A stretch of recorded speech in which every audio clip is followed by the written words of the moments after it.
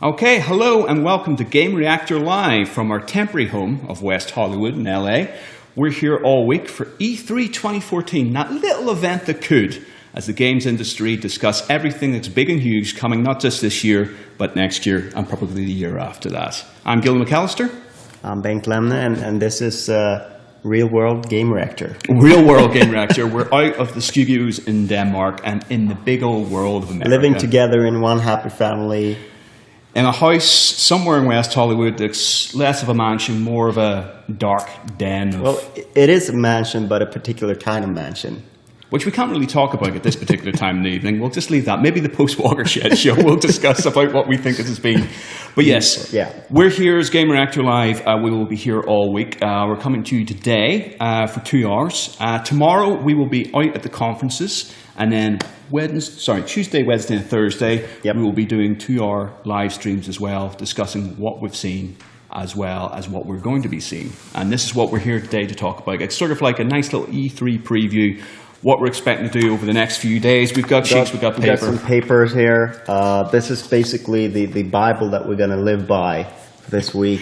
It will be rapidly scored out as appointments change and things cancel. It's a hectic schedule, but this is like what I think any game journalist lives for. This week is when everything comes alive, everything happens as we do it. There's a lot of sort of trudging things. You do the same things over and over. You do previews, you do reviews, but E3 is like the World Cup of video games. Yeah, it's when everything happens and everyone's in one place and it goes nuts. Yeah, it's a real sort of party atmosphere, the sort of party where you're running back and forth across a huge convention hall for 3 days straight.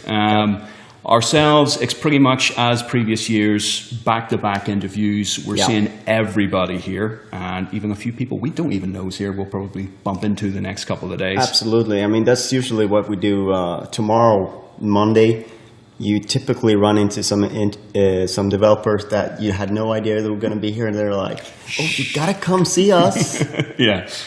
But that's the nice thing. I mean, with ourselves, obviously with invites and all to various press events, you know what to expect, really. You sort of get a fleshed out idea even before you've stepped foot in the room. Yep. E3, nothing like, well, there is like that, but especially for the conferences, conference day tomorrow, there's a good chunk, I would say about 60% of it, we have no idea what's coming. And it's nice to be sit there, even though we're reporting on it, it's nice to have that little bit of excitement, which is what E3 brings. I mean, we have these sort of ideas of what we expect to be there, and we know things that if they're not there, it's news. You know what I mean? That's it. This never turned up. What the hell? What happened to this?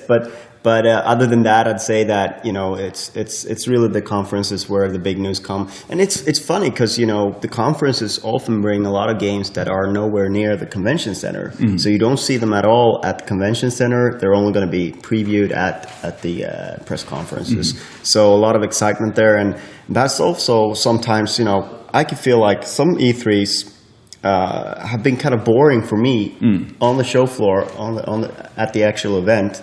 But people have been super excited because the press conferences were great and had a lot of new games and a lot of fun stuff that was nowhere near the actual convention halls. And I think that's very true this year. I mean, just going down the list of things that we're seeing, 99% is things that we know are coming out, and also we have actually in the last few months already seen, had hands-on with, interviewed. So it's more sort of a roundup of where these projects are, where these products are right at the moment in time. So yeah, for me, same way for the next few days after the conference, it's like just same old, really. Maybe the odd exclusive here and there, but conference day. I think 99%. You're putting it a little bit high. I would say 90. I think there are some publishers that I know will have some new stuff for us to see. I think EA and Ubisoft, for instance, have some stuff. Microsoft, Sony, Nintendo. So we know that there are some new stuff, but like overall, like the stuff that's booked in and doesn't say unannounced. It's a lot of stuff that we've already been over. And let's just clarify that it isn't that we're not excited about seeing this stuff. We're not going to go there and go, so more of this, So it's not like there's some stunning stuff out there. I mean, personally, even though 2014's quiet down a little bit over the last few months due to delays and stuff like that, there's still some top quality products coming out there. I mean, off the top of the head, Destiny, Alien Isolation, I'm so looking forward to.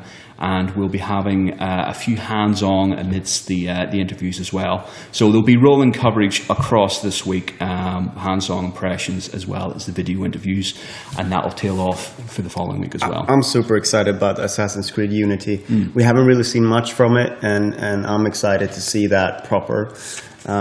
Played the Evil Within a few weeks back. Also a game that I think gets a little bit overshadowed because we've already seen it. We've already previewed it.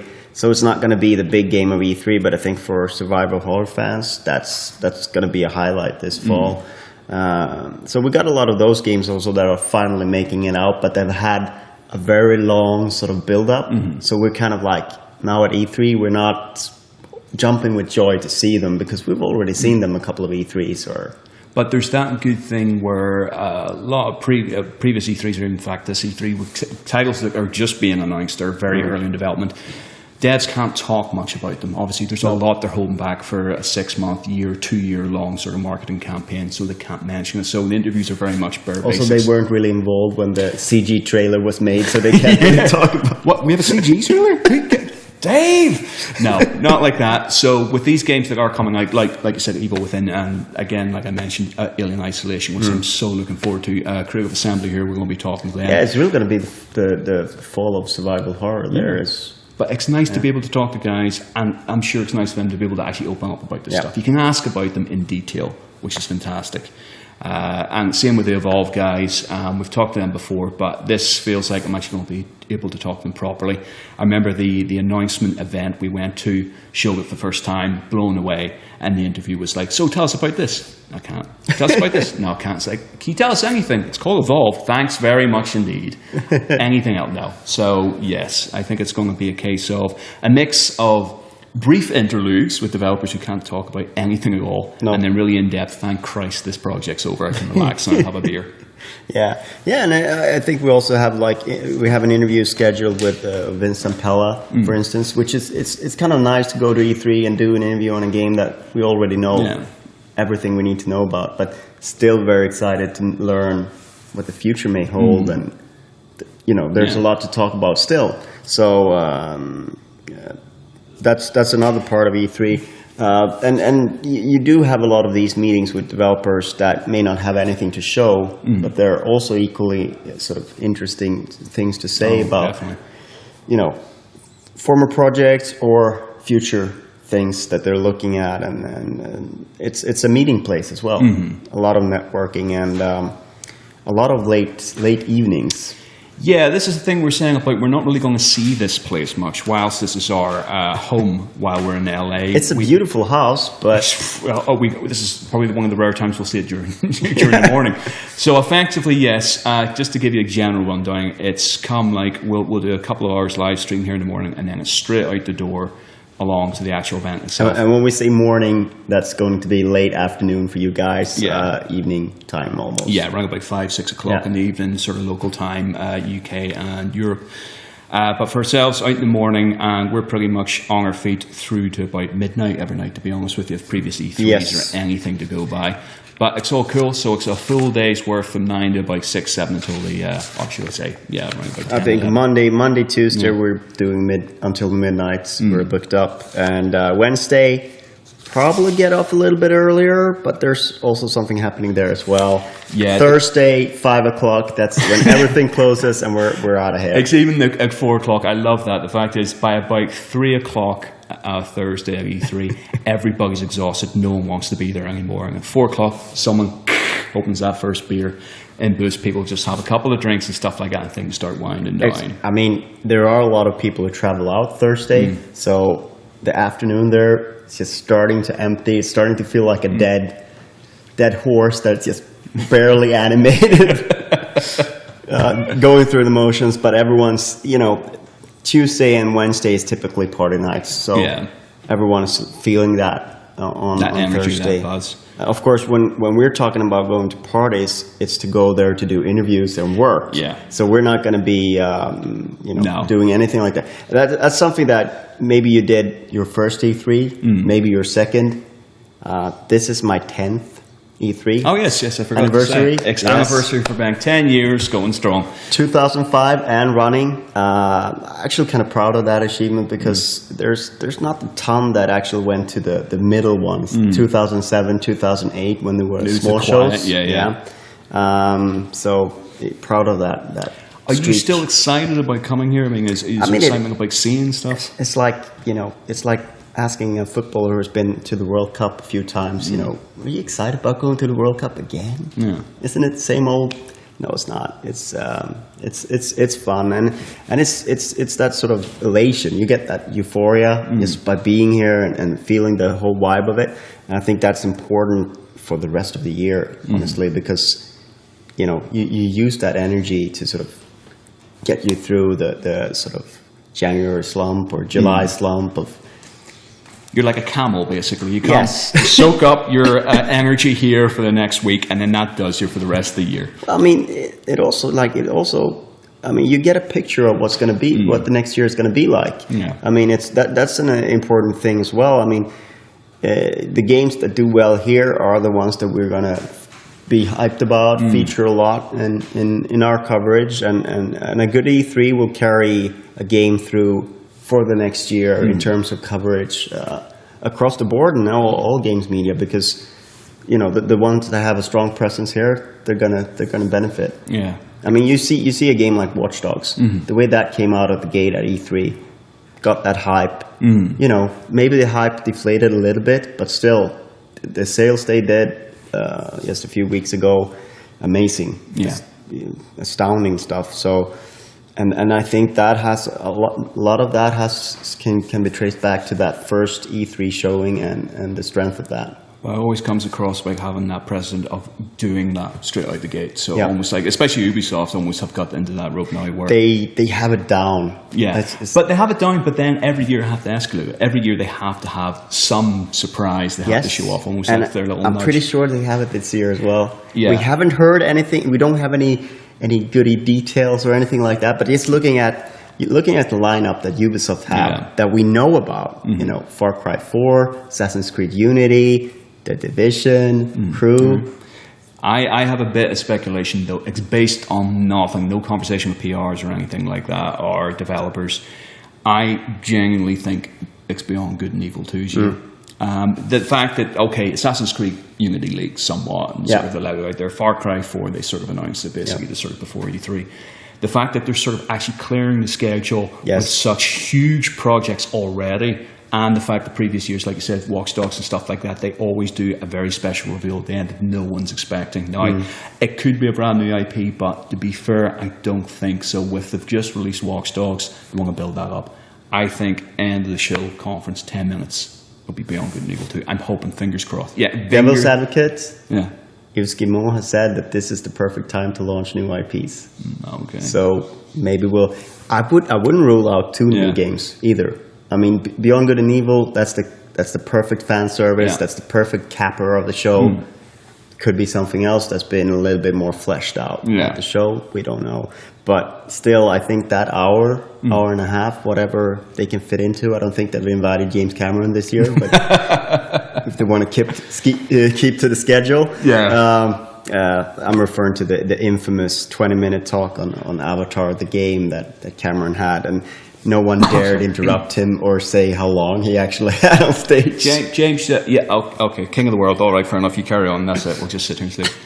But it's strange that it's Microsoft, it's Sony, but most of the talk revolves around what's Ubisoft doing. Yeah. You know what I mean? We, like I said, we've got a rough idea about what Sony and Microsoft are going to show, as well as EA. Ubisoft always feels like the wild card. We've got good, solid IP, and then also throw a few surprises in there as well. Yep. But, I mean, let's take a look. I mean, we start off tomorrow with Microsoft. Yes. The early morning thing. Well, early morning for us, late evening for you guys. Hopefully no pawn shows.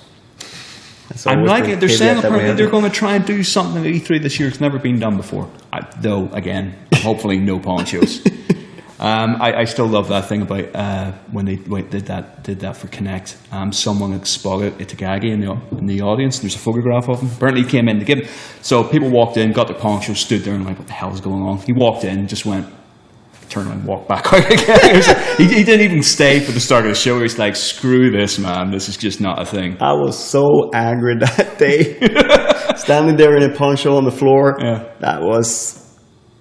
Was there an expectation? Did you guys have any clue what the hell that was for? No. We hadn't. I mean, we didn't even know. We knew that it was going to be Cirque du Soleil. Some sort of... And we knew that it was going to be fluffy. But at the same time, we felt that maybe we're going to get to see the product and sort of see something that we can actually use as media, as journalists, something that we can... No, you became part of the stage show. Yeah, and I still don't really know what Cirque du Soleil had to do with Kinect. I'm sure they didn't. They just went, look, paycheck, we just have to dance. Oh, yes. Fair enough, that's it. God, Kinect. Jesus Christ. And can you imagine the sort of... when they try to get the audience to participate in their little... There was... it was awkward. That is one thing about the conferences and the briefings where when they actually try and actively push the audience into being excited, that's when it feels miserably. That's a shame. Like, Nintendo aren't doing a press conference in the traditional sense. They're just doing their digital events. Yeah. But the Nintendo press conferences, like especially in the back in the day when they were at Kodak Theater, those were like... The fans there, they were genuinely excited. They were sitting on the floor screaming. All the Nintendo fan sites, all those people that, the core fans invited, and that was their big thing. And they were genuinely excited. Like, they wanted, this was the highlight of their year, and you could feel it. And that energy just fed the whole... Boys, what are you doing? Selfie? Hang on, selfie. So basically, that was a selfie of a guy that was looking really weird. You couldn't see what he was doing. He's just angered. Our cameraman working hard behind the scenes as usual, guys. Yes. Yeah. There may be a game or two later this week. On. We'll see if we have the olive break. But Zelda, I think that was one of the big E3 wow factors. Everybody references that video as that's the big where Shixie comes out on stage, sword and shield, looked amazing. And that's the sort of energy we really look for. I mean, prior years we've had, like Ubisoft reveals, but I think Sony's drubbing of Microsoft last year went down amazingly well with the fans. And certainly you felt that excitement in the crowd as well, which was phenomenal. Never nice seeing a company rip the piss out of another one, but hell, that they was sort of deserved at that point. Yeah, it was like they almost didn't have to do anything; they could just smile. And people realized everything that Microsoft have done, we're not doing. We've just won E3. Yeah. Drops mic, walks off stage. But let's start. Okay, so Microsoft, there will be some Kinect stuff there, but somehow I feel I'm not back sure. their Kinect. I'm not sure that there's going to be any. No, it'll just be like a little mention going, there's this thing that now it doesn't have Kinect. I really feel bad. If there's a developer that's been working really hard on a Kinect game that's going to be showcased at that press conference, I feel a little bit bad for them because that's not going to be the focus of Microsoft. No. And not any law. That's like the horrible thing about how sort of harsh E3 can be. You can work 2 years on a game, the concept can be great, and then everyone says, "Well, Fable: The Journey is not what we want." No. Then fans. Some fans can be very vocal, but unfortunately, that's the ones that are going to be loudest, and that's it is what it is. It's very harsh, and I think that's a bad thing because no one ever sets out to make a bad game. This is the thing. Okay, there might be things where a publisher will look, here's a bit of money, we want you to focus on this. Rare, for example, with the Kinect stuff, but no one's going, right, okay, let's just fucking get out the door. We don't care about the gamers. Yeah, exactly. Well, I think it has happened on occasion on a licensed property where people have just said we're just gonna on paper do what the design document says, ship the game with, so that it can be certified and then take the money and do something that we want to do. But for the most part, even those games, the developer has some sort of idea of this is how we want to make it good in a way. Yeah, there could be other reasons why it's not good. We've got limited access. What's the best we can do with what we've got? And that's fair enough. I mean, movie tie-ins are the perfect example of that. Like Beanox's like stuff with the Amazing Spidey games are decent sandbox things. They're not fantastic, but they're going. Some of them were even quite good. So it's like we've got limited time here. we've got access to the film. Yeah. This is what we're going to do. Run it. But it's getting off slightly off subject. Slightly off. Yes. Microsoft, what we're expecting, Halo 5 Guardians, obviously, which I hope we'll be seeing a lot more from. Last year was obviously the initial reveal that we were going to get another Halo game. Yeah, yes. we got the rumor of Halo 2 anniversary as well. That's persistent, to say the least. So, Halo is going to play a big part. Let's see what the division, how it's going to be set up. Well, if they're talking, say Halo 5, maybe the emphasis was we're going to start their journey almost this year. So maybe Halo 5 next year, and maybe like a Halo 2 anniversary, Halo box set of all Master Chief's prior adventures as a sort of, hey guys, remember this awesome character we used to have that sort of pushed to the wayside. You think they're going to talk anything about the shows, the TV shows, the Ridley Scott stuff?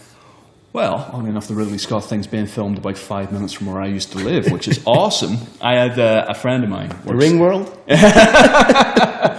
That's probably what they do call Belfast in some places. They had a friend of mine who works in Forbidden Planet has had some fella come in. Hi, Scotty, by the way. Shout out to you. He's had come in a couple of weeks ago and went, oh, yeah, ask me what I'm doing. And so I said, what? He says, I'm filming across the road. Yeah, and? Yes, for Ridley Scott's Halo. It's like, you what? Phone call to me. Do you know what they're doing? I'm like, So I've been trying desperately for weeks to find out something more about that. I think they're not going to show anything per se, but they will make a statement of intent.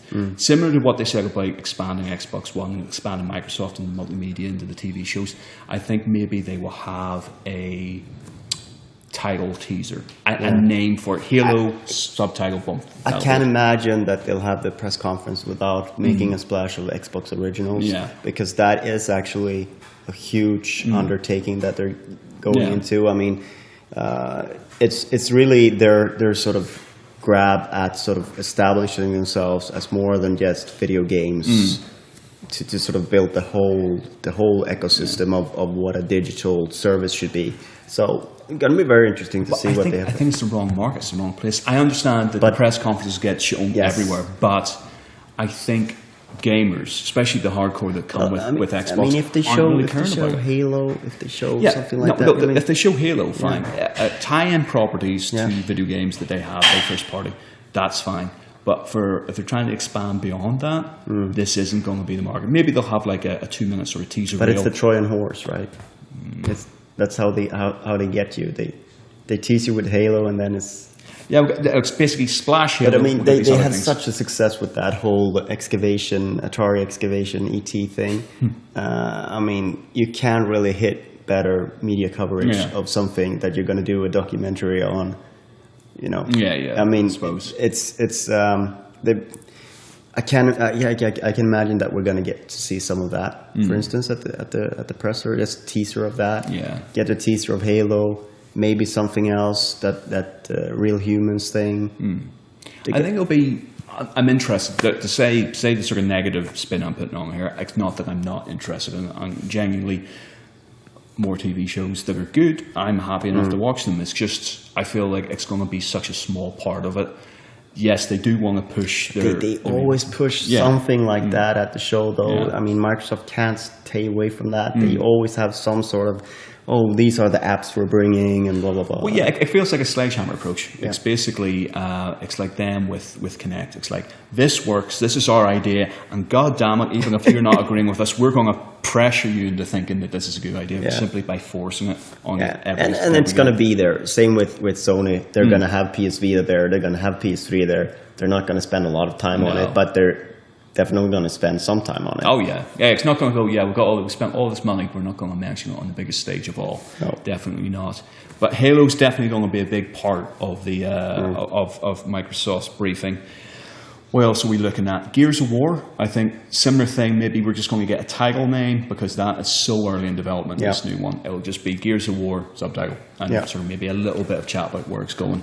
Yeah, I mean, realistically, 2016 at the earliest. So there's no point in really going into detail. But I think Microsoft want to keep it in the sort of keep people thinking about it. Yeah, keeping in global consciousness that it does exist. But I do feel like Sunset Overdrive is going to be a big part of their show. I think that is a game that they're pushing for this fall a lot. There's been a lot of positive buzz about it.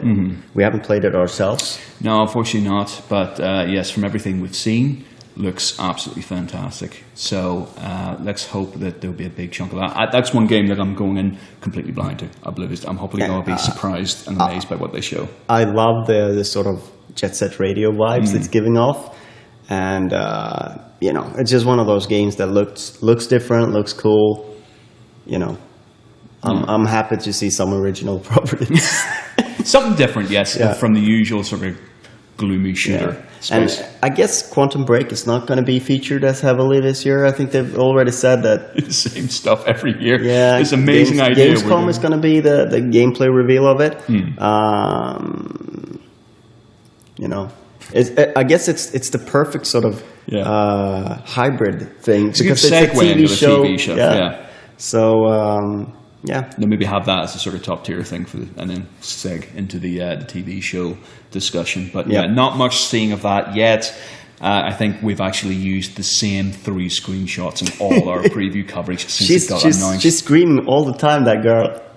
You're not be able to recognize her. It'll be like, you see her with her just face, who's that? That's the girl from the teaser. Really? Just do that. Oh yeah, it is. Yeah, I didn't realize. But we'll hopefully see some indie stuff as well, I'm hoping. And Fable Legends will be there, I'm sure. They've already been starting to sort of drop a few info tidbits about characters and the like, so I'm sure that's going to be a big game. Possibly playable.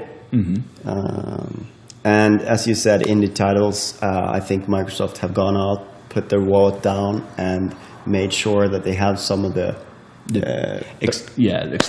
top tier indie talent this year. They need it, and even if everyone is singing the praise of PS4 in the indie scene right now, there's not a ton of people who would turn down Microsoft money to go with an Xbox One exclusive. I liked this is what I liked about Sony's thing last year with E3 and with Gamescom. They pretty much just went, look, we have a very small amount of tentpole AAA releases, but we're going to fill the gap between those with a ton of indie stuff. And okay, there was a range of indie titles that were there on the Gamescom stage then. It was like, okay, maybe about 10% of those. Like, I recognize the brand name, I recognize the people behind them. The rest I know nothing about, but quantity sometimes for the indies definitely overcomes quality. You can go, look, I've got 3 or 4 of the bigger named indie guys with us. We've also got all this other stuff. Basically, you're not going to be without games for the year. And especially with, like we're talking about right at the start of the stream, with 2014 drought now, it is a question of, okay, these machines are out, they're being out 6 months now, so what new stuff's going to be? What am I going to be buying over the next 6 months to basically, fill that gap? I think both Sony and Microsoft are sort of like scratching their heads at what kind of content can we bring out. That's also why we're speculating on things like HD anniversary editions. That's sort of the perfect stuff filler, just things to put in there. Because if you look at what Microsoft have brought out this year, it's Titanfall was a great exclusive.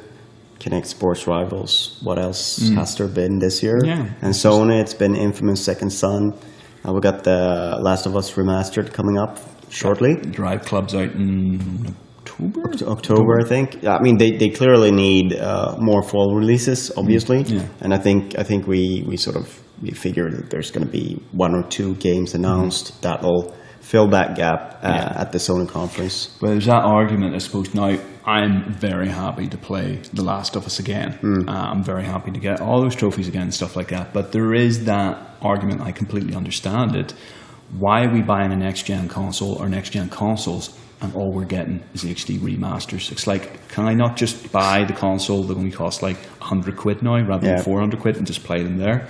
And that, I think, there's a dangerous line there. Yes. It's like Metro Redux, right? Okay. It was like, okay, the 2 Metro games combined together is one package. When I read that, I was like, okay, it's fair enough. What they're actually doing, which I thought was quite interesting, is they actually are going back into 2033 and giving it an overhaul, not just graphically, but they're adding new scenes, they're adding new gameplay elements. So effectively, they're lifting the user interface from Last Light into 2033. And for those people that love 2033, but thought Last Light was a little bit too easy, they're applying all the survival horror stuff in, so they're stripping down supplies. So what I'm trying to get at is you're getting a remastered version that feels like a director's cut. You're getting a new experience. Now, okay, that might not attract a huge amount of people, but you're going to get fans of the original to maybe go, right, I'll get the complete package here. And for new people, it's like, well, 2 games in one, and it's not just like a 5-year-old game that's been given a HD upgrade. I just love the way they're going about it. You can buy the game separately, digitally. So if you just played Last Light, you don't have to buy it again, but you can buy Metro 2033 with all the improvements. Play that. You can buy them both as a package if you want. But it's like they're given the choice. And on PC, if you're getting them on PC, you get 50% off if you already have it on Steam. So it's a good deal for everyone, even if you play the game. And I like that approach, as opposed to the sort of full price retail, HD remaster, 45 quid, slightly better graphics, frame rate. That's a tough sell.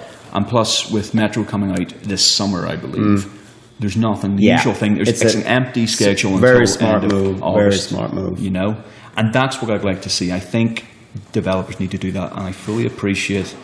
There's usually not enough time to sit and tweak a previous game while you're working on your next project. 4A actually have given a full development year apparently on this to do. So in-house, they're tightening up. So effectively, it is the extra scenes, the extra gameplay elements in. You feel like, okay, maybe that is cutting room floor stuff, but it feels genuine because it's their work. And it's one of those things as well where this team is getting to sort of rework their engine to fit the next gen consoles.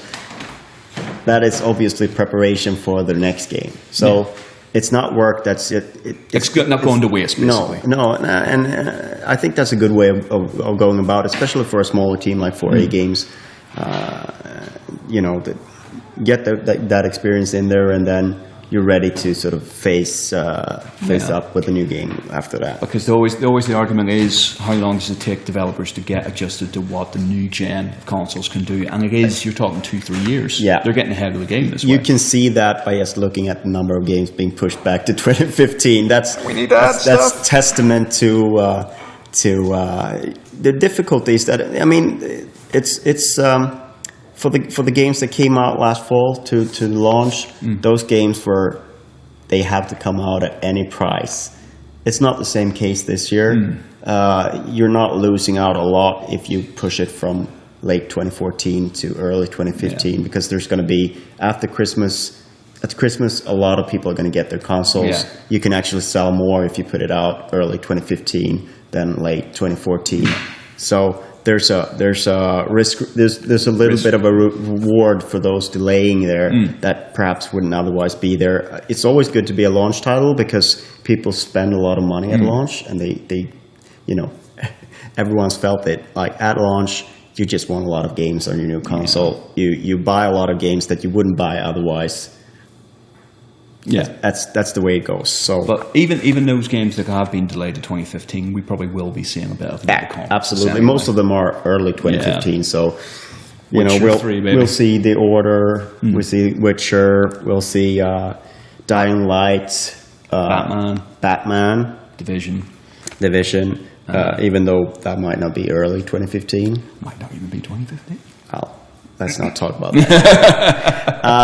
Moving right along. After Microsoft, we've been sort of we've been focusing on that. With EA excitement. Yes. Not for my ears. Every single year they show Battlefield and they crank the bass up in that place so high my ears get damaged. But I'm happy because it's hellishly enjoyable. I mean, you look around yourself to see if there's any blood coming out of the ears of people. Nose, eyes, the full thing. It's like some sort of horror moment, But EA. We've got UFC's coming out this month basically, but the big headliners: Battlefield Frontline. Hardline. Did I say Frontline? Yes. See, I'm so worried. Frontline. That's the thing you put on dogs for ticks, right? I'm so worried during the Call of Duty interview. I'm going to say like advanced warfighter. I already know I'm going to say these things. You know, they're running out of words. Yeah, let's put hard war. How can we convert war into something new? Yes, the new Battlefield game, Mirror's Edge 2. Hopefully, don't call it 2. It's just Mirror's Edge. Mirror's Edge. It's I'm going to call rebooting the second I'm game. calling it Mirror's Edge 2. I don't care. I'm going to interview them. I'm going to be like, Mirror's Edge 2. No, there's already been a Mirror's Edge, sir. And we played it a few years ago. I'm very glad to see a new one coming out. But this is a goddamn sequel. Whatever you say. Mirror's Edge, yes. Battlefront. I think they have a good. I think they've got a good range of titles, EA, this year, to be honest with you. And it's one of the conferences that I never really have that excited buzz build up to be honest. But when I'm there, the stuff I see always blows me away. Dragon Age, of course, perhaps EA's biggest title this fall. Very excited to see it, and also it sort of helps the sort of the pain of The Witcher getting pushed back. We're getting Dragon Age Inquisition. We're getting a good, solid single player action adventure RPG. Yeah, and it looks very good as well. So. But I'm all about the sci-fi. And there's 2 words. Mass and Effect.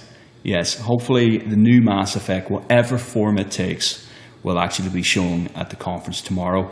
Same thing, as I've said prior, I think it's going to be maybe a title tease, maybe a little gameplay, CGI trailer tease, because that will be enough to get people talking. Especially for Mass Effect, I think, is the only RPG that so many people have become invested in. You can talk to anybody, and someone's got an opinion on Mass Effect. Because the thing with EA is, usually they'd have, okay, we're only showing titles that are in the next 12 months. That would be the usual EA stance. But last year, they stepped away from that completely, showing Mirror's Edge, showing Star Wars Battlefront. So just to sort of keep up with that, I think they're going to have to show some teaser of things that probably not 2015. No, not by a long shot. And Mass Effect is obviously the one that we'd consider, the forerunner of that. I don't think we're going to see anything of the Star Wars title that's been done at Visceral. No. I think Visceral is going to focus completely on Hardline this year. It's going to be, especially with the new films coming out as well, I think next year we'll probably see a big splash for that. What else? We got Sims 4, of course. Yay! Also one of those games that sort of fills the completeness of, it's not just action. There's a good range of stuff. I mean, obviously last year we had that brilliant Plants vs. Zombies Garden Warfare. Yep. I think that's actually, is that like your favorite game? Because it's the only game that you ever talk about these days. You play it all the time.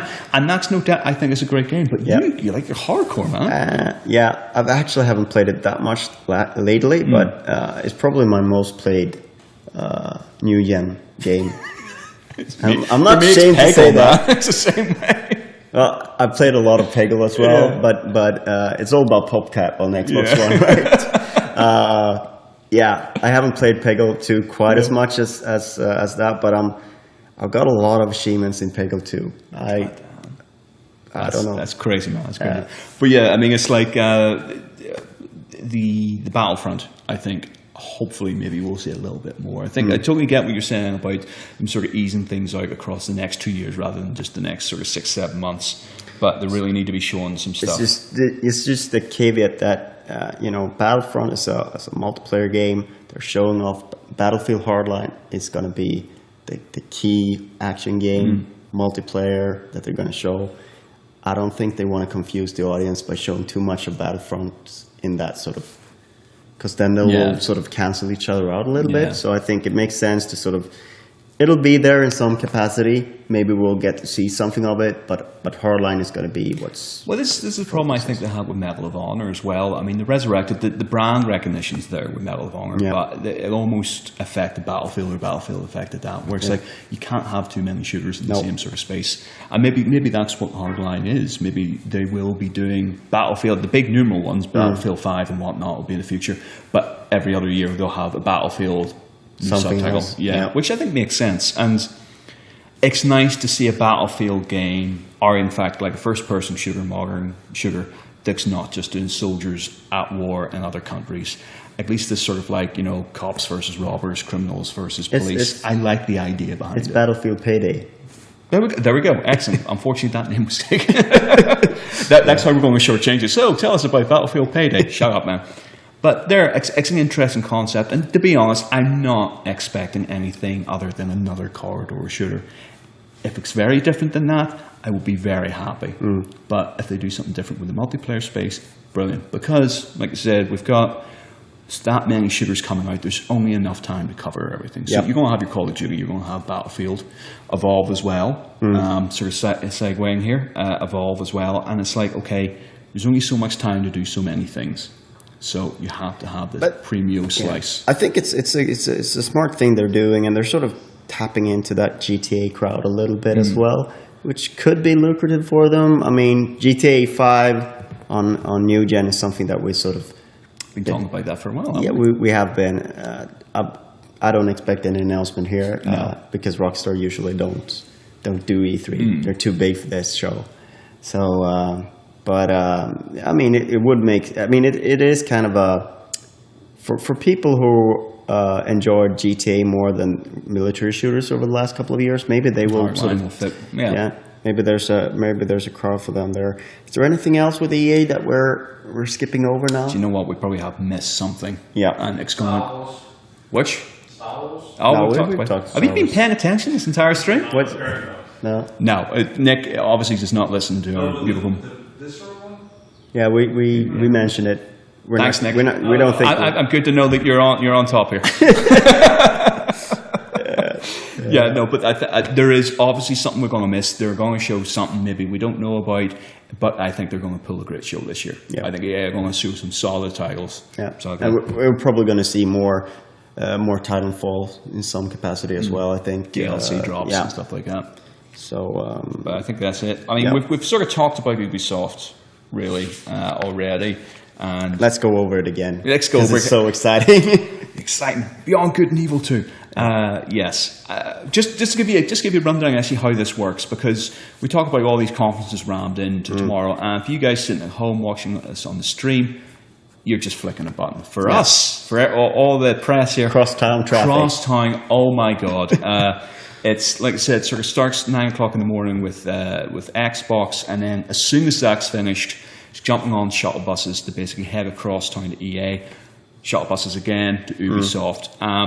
Every year used to be EA and Ubisoft were across the street from each other, but not this year. No. It's a transfer. But Ubisoft's thing, every single year I've been doing it, we're always like the last people. And so they've got this old style theatre set up that is the hottest goddamn building. They're not there this year, though. No. Oh, thank God. They're actually going at the venue where I think Sony had it for a couple of years. Okay. Shrine. So it's probably a bigger one. Good. Which I'm not could probably host bigger games. Bigger games, but as long as I get a space in it, because that theatre, I swear to God, every year I was getting like balcony right at the back, and that the seats are like that, so you're permanently feeling like you're about to fall over the edge. You know, I'm so happy about that. Yes, good. Actually, good news. Good call. Yes, but then it's directly after that, it's straight to Sony, and there's a little bit of a gap there because. It's EA that's at Shrine. Ubisoft are at the same place. Sorry about that. Moving right along. Sorry, moving right along. Yes. Final press conference. Yeah. You're joking, right? No, it is. I actually read it. Still there. I'm still in the sweat box. Yes. I'm still in the hellhole. It's the Orpheum Theatre. Please, Beyond Good and Evil 2, be there, because otherwise I may die. From the heat, yes. Anyway, Sony, we get there. There's a bit of a lull. You manage to get some chow down you, and then straight in. Now, this year, directly after Sony, we're sort of splitting the divide as well. Yeah. Because we've got a few extra evening events. Can we actually talk about them, or are they... Let's not talk about them, just in case there's something there. But we will be heading off from Sony for an extra couple of events. Basically what we're going to do is a couple of the press conferences, we're going to get to sort of see the lineups at special events where typically you have the crowd that's either there to drink or to work. We're going to be the latter crowd. not enjoying ourselves, but actually trying to get as much done as we possibly can before the show starts. Not only that, but also get as much done before the developers get so drunk they're not able to stand. Well, that's your approach. My approach is to actually wait for them to get as drunk as they. But it's great, man. It's great seeing them just gradually. You can work out like a timeline of basically at one event. Like, interviews were. A lot of developers fly in, so they land today, Sunday. So if they drink tomorrow evening, it's gonna be a quick downhill slope. Yeah. But we finish those. We come back to the house here. We sort of rest up for a few hours, and then we're going to be on for a new live stream just before the E3 doors open proper. For I think we're going to get maybe 5 or 6 hours of sleep. Yeah, something like that. And then it's on here, and we'll sort of do like a sort of post discussion about what we saw, what we enjoyed at the conferences, and that's going to lead into the Nintendo Digital event, which is going to be at I think it's 5 o'clock UK time and 6 o'clock Central European time. So before that, we'll have an hour of talking about what went on the day before. Sony, Microsoft, Ubisoft, EA, and then that's going to lead into Nintendo, and then we're off to see the show floor. With Nintendo stuff, we don't know a lot about it, to be honest. Last year was the first one that they didn't do the press conference. I'm not sure how it played out for them. I feel like maybe they lost a lot of prestige in it, and to be honest, there's nothing to say that you can't show as many new games in a digital event as at a press conference. And I think they will show a lot of new stuff. But they sort of lose that whole vibe here at E3 where everyone's going to the press conference. There's a lot of excitement. There's a lot of people. There's a lot going on. So for us here, it feels kind of boring. But for you back home, you may not actually notice that much of a difference in terms of the number of announcements. Yeah. Obviously, you're not going to see the crowd reactions, but potentially it could be just as good an E3 for Nintendo without having the press conference and without having all the filler times, which sometimes some of the conferences do feel like. And I do remember there's always the sort of the third party reel that sort of has to be there. And here's the games that are coming like 6 months after they're on everything else, and they're not as good. Sorry, that's a complete diss. I shouldn't. That's in fact unfair of me to say. Yeah, but I mean, obviously the third-party lineup is not something Nintendo want to highlight because they are struggling with that, and it feels like even their stronger supporters, Ubisoft and Warner, have sort of like abandoned them now a little bit. So there's probably going to be some third-party stuff. I expect Sonic Boom to be featured at the digital event, and there's probably some other games as well that are going to be featured there. I could see the new Project Zero. Maybe some of the gonna get that Lego Skylanders, Disney Infinity Zelda stuff. Dynasty Warriors crossover as well. Yeah, which that's first party though. I think still. Yeah. But it's developed by Omega Force and Tecmo Koei. And then even at that, I mean, okay, the expectation is there will be a new Zelda shown in some capacity here. That will be the headline really. And first party wise, you've got that. I mean, we were talking before the stream about the possibility of a Wii U Pokemon game. Yeah. And with the plastic figurines coming, that should be a part of the digital event. They've said so. We expect Smash Bros to feature something on Wii U, feature some sort of NFP. What's that? NFP? MPF? NFP? NFP. And you just making up letters now. I don't think Nintendo are sure what it means actually. Let's just put this it can mean somewhere. Nintendo figurine platform, or it can be near field, blah, blah, blah. Yeah. Whatever. It makes sense though. Obviously Skylanders has done so well. Disney Infinity, given that they're on 2.0 now, has done well for them. Disney have got the whole Marvel and Star Wars license. So. I mean, the thing is, like, even though Disney Infinity was so expensive to make, I think they still made it back with the first one. Yeah. So obviously that's very successful. And Nintendo, for years they've been talking about leveraging their characters better, making, that has been sort of part of their long-term strategy. This is obviously the end play in that respect. Yeah. trying to make sure that you sort of get a piece of that cake. And it is a smart thing as well, because what it does is at retail, having plastic figurines, retail love it because it's sort of, when a lot of things are moving digital, retail gets left out. Yeah. But retail loves these sort of plastic figurines. It's better margins for the shops, and it's something that you have to go to the shop to get. So they get that sort of traffic. Plus, it's good for the shops because or good for Nintendo in the shops because it takes a lot of space, and that will sort of promote Wii U better in that space as well, which is something they need because it's. You're so popular, dude. That's just it, man. Just constant. It's just, I love the fact guys at Nintendo are watching the stream going, That's and then what reach up, right? Okay, yeah. You want to know what that was about? Should I tell you? Can we say on this? We have finally gotten rid of our old bed. It's been standing around in the corridor back home. Oh, right, back home. I was like, what the hell?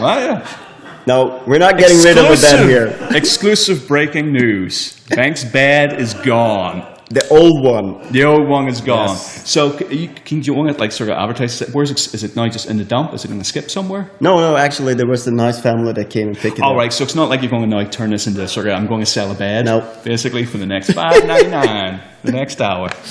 Oh, come on. It's great stuff. It's always good. Look at that. There's no filler in the Gamereactor live streams. No, not by any means. If you do want to sell stuff, though. I can see the audience here. They're laughing their asses off, so obviously we're doing something right. It's probably the jet lag's kicked in. Everyone's just got that little... Are they drinking already? I wish we were, yes. But we're working. No drinks till Thursday. No drinks to Friday, my man. I'll get the wrap up on Thursday. Because even all the way down to Thursday, I'm just looking through our schedule here.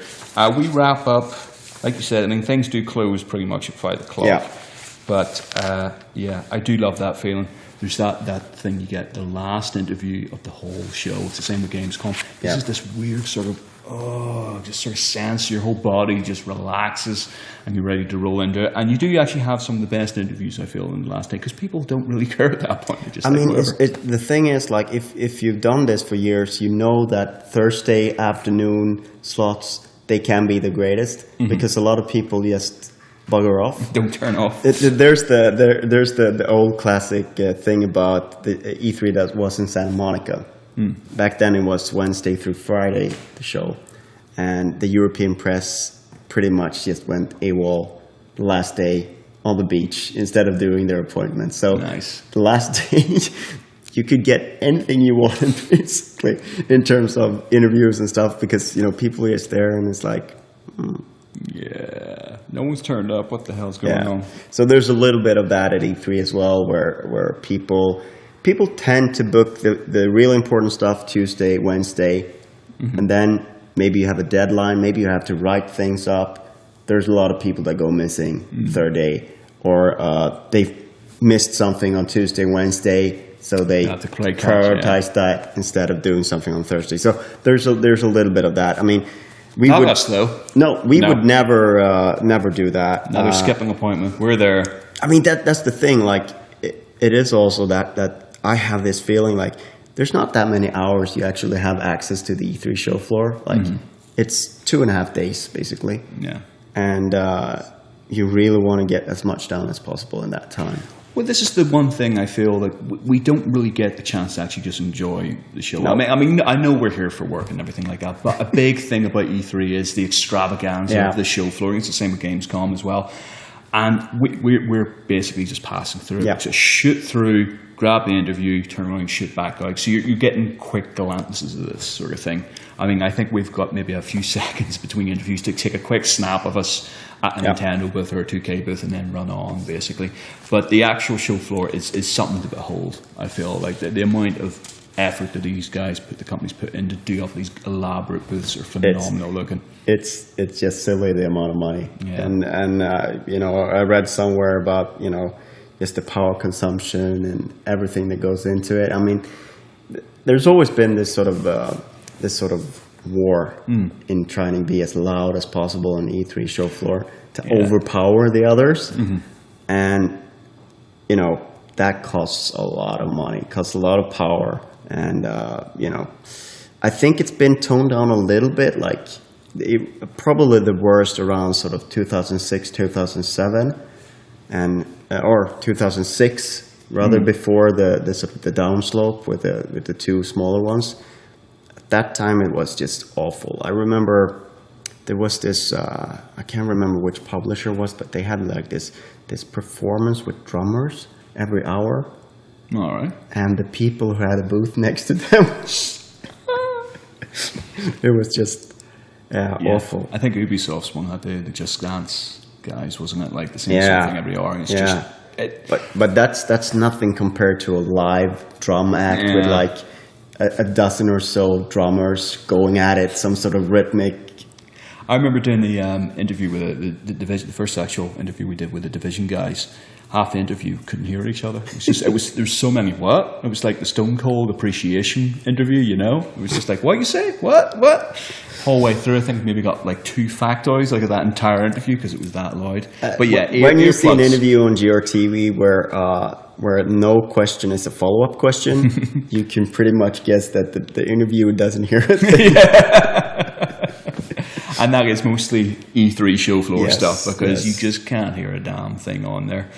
But it's going to be a great show. I am actually enthused, despite this spin of, oh God, it's going to be a great time. It is sort of a, it's going to be hell. Oh, there's nothing to be excited about. But it's the best time of the year. Yeah, it really is. It's the best of times and the worst of times all wrapped into one. But that's sort of like the emotions that we go through at E3. Is trying to get, right now we're so focused on trying to get everything, see everything, meet everyone that we're supposed to meet, that we don't really have time to sort of just stop and see. Absorb, this is something really amazing that we're part of, and something that's a lot of fun. So, sorry about being such again, it is jet lag. To clarify, I've only been in LA about 9 hours now, and you were supposed to arrive a little bit earlier. A 12-hour trip turned into a 25-hour rampage across the airways. Yes, numerous delays. Unfortunately, yesterday meant whilst the rest of these boyos rolled in about 6 p.m. or so local time, managed to actually just hang out and stuff like that. I didn't get into about 2 in the morning after traveling, like I said, for about 25 hours. It's an interesting one because we come here a couple of days early just to get ourselves set up, get ourselves sorted out, because the jet lag's bloody killer. I don't know about you guys, but for me, it's an absolute killer. So that extra 24 hours. I think you have it a little bit easier because it's 1 hour less. Yeah, but for the Sunday, the Sunday's really just getting yourself adjusted to the time zone and stuff like that. Get yourself set down, and as with last year. This year again, delays meant I was rolling in very late, so I'm still trying to adjust my brain to anything at the moment. Last year I got in the 1 day later because I was held over in New York on the way. Oh, that's right, I forgot about this. So I had it worse. But you managed to actually go out the evening, didn't you? Do you go out and have No. Well, I mean, those photographs said different. We're not supposed to talk about the photographs. We were lucky enough to be held up in a airport hotel in the middle of nowhere. So we were in New York, but sort of not in New York. Yeah. And the shuttle there, and I think we managed to get something to eat, but it was. It's not. It's not like an evening in New York that you'll. Not romanticized, sort of like, let's just hit Statue of Liberty. Airport hotels are airport hotels, and Well, that's the one interesting thing, I guess, at least with LA, with E3 week, for most of the press trips, any events to see developers, you're very much airport, hotel, studio, hotel, airport. That's it. So effectively, while you can say, look, I've been in this country, I haven't actually seen this place, you know what I mean? And that's true enough. At least with the LA week, I mean, it's just so embedded. I said to Nick actually this morning, when I was coming in yesterday, as soon as I got in the taxi, driving through the nighttime in Los Angeles, I was like, I really want to play GTA. I was just like, the atmosphere of this place, the sort of like, the vibe of LA is fantastic, and I love it. I'm like, oh God, you know, travel and stuff like that. I get here within 5 minutes. I'm like, I love this place. I just want to go exploring, you know? Yeah. And that's a nice thing. At least the convention center is pretty much smack in the yeah. middle of LA. And massive place, stunning views, stunning places. And I mean, one of the things we do, which we will be doing later on today, is to go down and pick up our passes, but have a look at the massive posters that they set up yep. in and around the convention center, because sometimes that's actually the debut of some of the game art. You know, we haven't actually seen it before. I think someone's reported yesterday there's a really great big lenticular of the Assassin's Creed Unity, and there's like 4 different assassins on it now and stuff like that. So you get, it's almost like a tease of the tease. Yeah. So we get an idea of maybe what will be shown, what will be discussed. Assassin's Creed is usually that long one on the side of the, in between the big halls, right? I think Sony has the big one on South Hall or West Hall. Okay. The one that Atari used to have back in the day. So yeah, that's exciting, and it's you know, it's something that you do every year, and I wonder if there's anything on that Figueroa Hotel. That's also one of those spots. Yeah. Because last year it was a movie, I think. It was World War Z, yeah, wasn't it? Yeah. Yeah, but typically it's been Square Enix have had it, yeah, and Final Fantasy has been there. So. Yeah. So it's just the big three towers, isn't it? Or is it like? Yeah, I think it's one tower, but it's like 3 tiers. Split. Yeah, that's it. So. Yeah. Skyrim. Skyrim, obviously, yeah. Last year was World War Z, the film. Yeah. Let's hope it's a game this year. Yeah. So yeah, they seem to have lost out on that, which is a bit of a shame. But that's almost one of the shrines we take a trip to. So go and get the passes, and then it's actually that point, and you're just looking at it, just going. But I think that's almost the official commencement of E3 for me. It's like, here we go. Video games are big here, and we're ready to spend the next week, basically. I mean, it's such a great thing that sort of E3 just permeates throughout LA. Takes over the whole. This week in LA is all about E3. And you know, it's such a huge city that it's kind of fun to be part of, just taking over, and everybody knows about what's going on there. Of course, it's got some competition this time because it's the Stanley Cup Finals as well. LA and New York are playing at Staples Center right next to the convention. I'm not too happy about LA making the finals because that means that there's going to be a lot of people there. But thankfully, no final has been played during E3. They've already played 2 home games for the Kings in Staples. Yeah. And they're up 2-0, so they could actually win it in 4 up in New York. But even if there is a Game 5, that's not until Friday. So all right. So we're done. We're dusted. We don't have to worry about that. We don't have to worry about the crowds. We could swing by. Yeah. Have a look. No. I did see some of the. I think it was the Microsoft PR that went to the game yesterday, so I was a little bit pissed about not being invited along for that. But worry not. I'm sure where's my bribes? Where's my bribes? I'm just kidding. Of course, we would never accept any such thing. But the weird thing is, you're saying about permeating the whole city. I mean, because it's the entire industries over here now from across the world. It's like you walk into any bar, you're going to bump into devs having those discussions they really shouldn't be discussing out in public. But I didn't realize you were not supposed to talk about that. Yeah, we flew in from Copenhagen, a direct flight, unlike your adventures via Detroit. And of course, that means that you have a lot of developers from that region of the world, and a lot of publishers and a lot of media. So it was a little bit of a you couldn't really talk freely where we sat because we were surrounded by people. But yeah, I saw the Starbreeze Overkill guys of Payday fame. They were flying in. Not sure they'll show anything new, but they'll probably show some of the new Payday stuff. Yeah. The new Bank Heist DLC will be playable. Yeah, the new Bank Heist DLC, as I was informed by our Payday expert in the corner. Do you know why he's got green on his hair? It's blue. It's blue? Really? It's blue? Are you sure? Was it blue that went green? It's supposed to be, but I mean... Was there any reason for this? Energy drinks that just turned out that way. I forgot about the energy drinks, actually. Yeah, E3 is basically fueled by energy drinks. Oh, yeah. There's always one... See, that was a worthwhile segue. What was the name of last year's? There's always something about gasoline and... Oh, God. What was it? What was the last one? Do you guys remember? Did Monster have a... No, it wasn't Monster. It's something... Well, yeah, basically right outside the convention center. There's Nitro. There we go. They always something with have gasoline, right? gasoline nitro. It really does taste like that. And it goes through you fast enough, I'll tell you. Yeah. But that's it. It's caffeine, nitro, and not a lot of food will fuel us over the next few days. No. I mean, do we have the rules? Do you have the rules in your head of E3? Yes. Yes. I'll come and sit. Yeah, actually, Yes. come and join us. All right. God, my leg's just falling asleep. Trying not to destroy this setup. And here's... Ori, ladies and gentlemen, Yes. as you may recognize as a GR Live representing host. Yes. Good to be on the live stream again. I've only had a couple of days off and I've missed it. So, hey guys. A bit of a shake. Yeah, a little bit of a Detox going on. So yes, you've been here at E3 so many years now. yeah, this is my fourth year in a row, I think. Yeah. What's the one thing you take away from it? I mean, to take away from it is that stress can actually be very fun. Mm-hmm.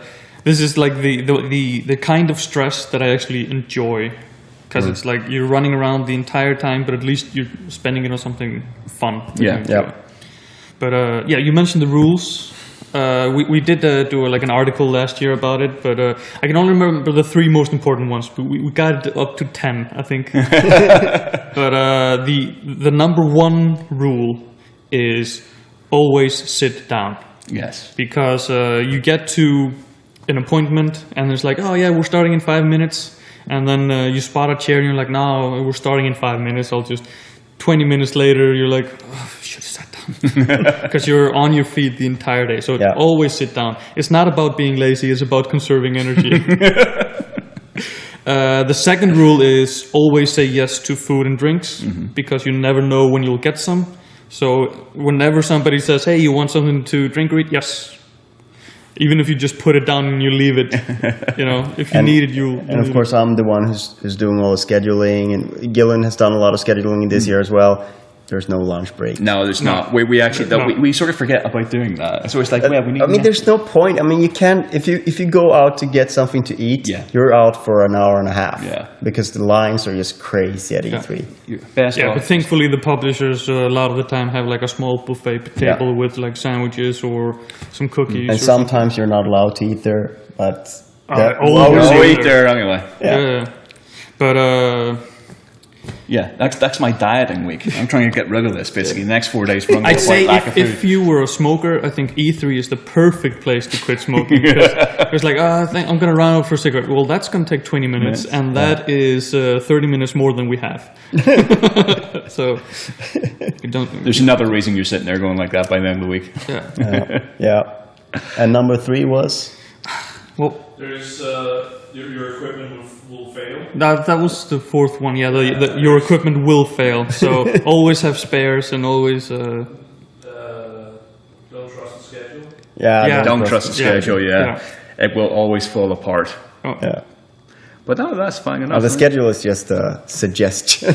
It's more like guidelines, really, about what's going to be happening, rather than an accurate representation of where you'll be and I when. think the third one is something with accreditation. Presentation? No. Accreditation. Maybe look up the article. We need to have this locked down for tomorrow. I can't do it without using the... Oh yeah, we're using all the internet to Power this talk to thing, you so guys. we're just having to sort of guess here as we go along. So hopefully you're getting the premium experience here. Internet in the US is not like internet in Europe. No, because when we rented this place and we're like, okay, so how's the internet? And they're like, oh yeah, the upload is the internet is great, but what they are talking about is the download, which is like 12 or something. But then the upload is 1 gigabyte. So I was like, okay, then we need to take our bitrate down to just underneath that. It's just tweak. That megabit, sorry. Yeah.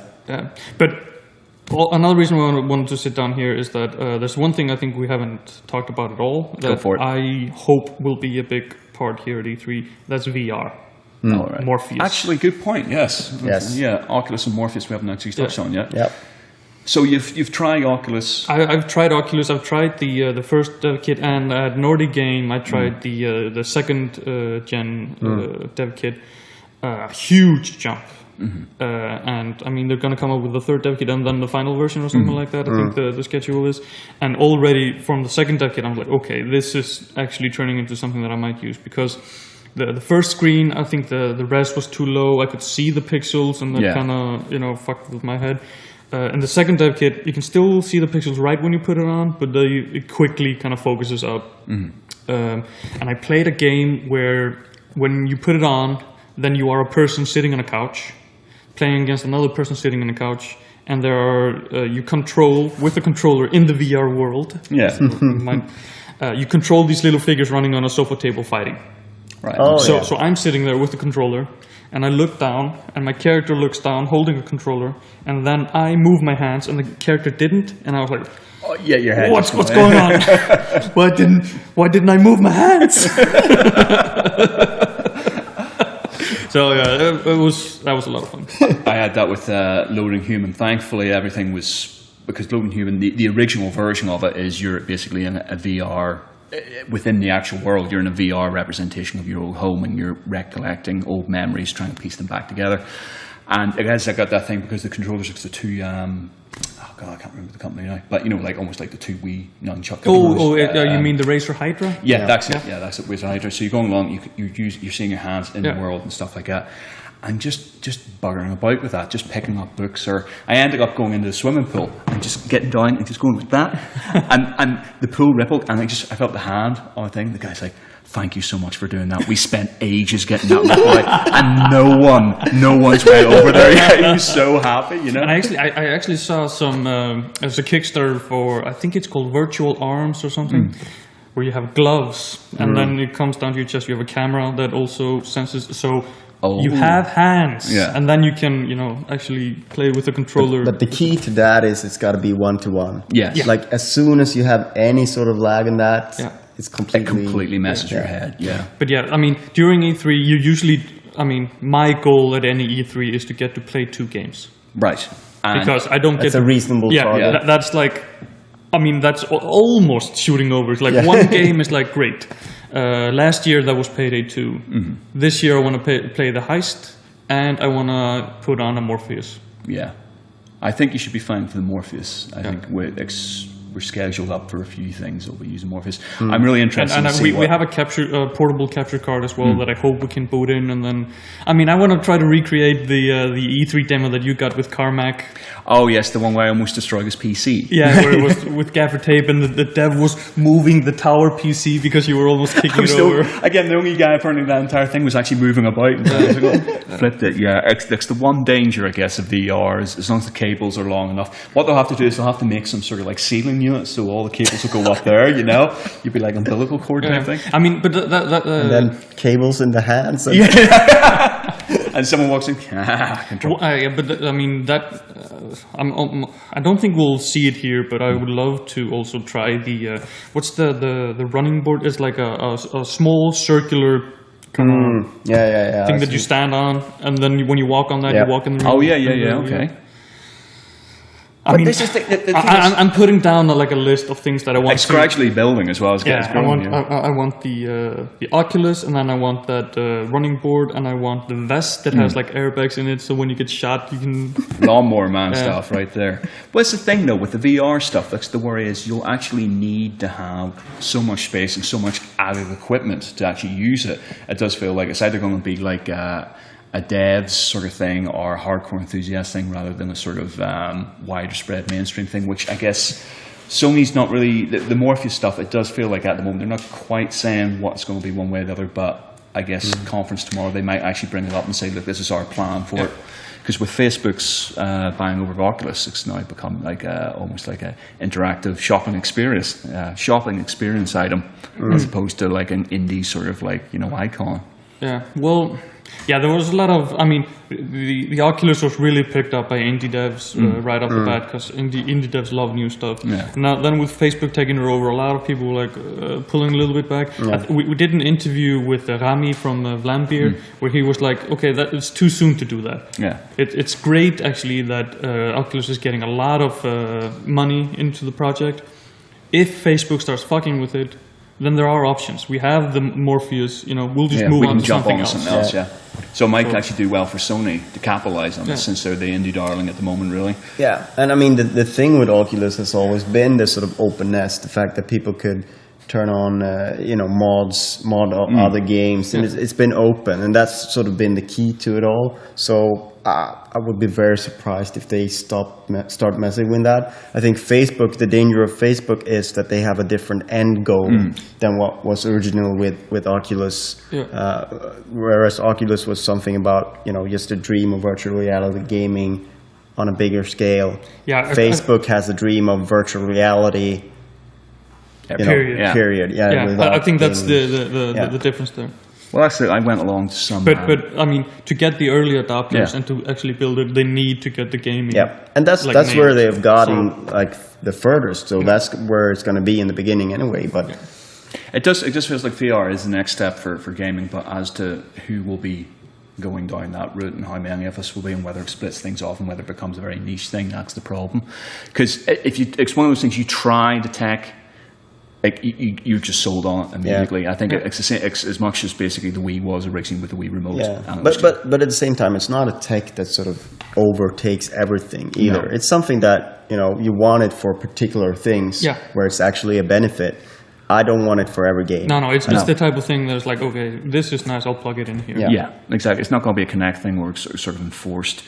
But then the problem is, it's like what Sony have done with Move, where originally Move was like their next big thing, their answer to Wii. And they've done a really nice job of sidelining that to party games or, like I say, little niche titles that will work with Move, and you want to play it with Move only, basically. Yeah. And it's whether Morpheus will be a similar thing. It's like, okay, look, here's our hardcore, atypical AAA titles, all the shooters and stuff like that. There's the mainstream stuff. But we've also got this little sideline of titles that are really groovy and really cool. You have to spend maybe a couple of extra £100 on the kit, but it's really impressive. Yeah. I mean, what I'm hoping to see is, because we have a lot of indie games that have adopted the Oculus, and I mean, I've heard a lot of comments at Rest, kind of off camera, from indie devs that they tried the Morpheus, they actually liked it better. Yeah. So I'm hoping that the transition from, because we already have a very easy transition from a PC indie game to PS4. Yeah. So if the transition from PC and Oculus to PS4 and Morpheus is as easy,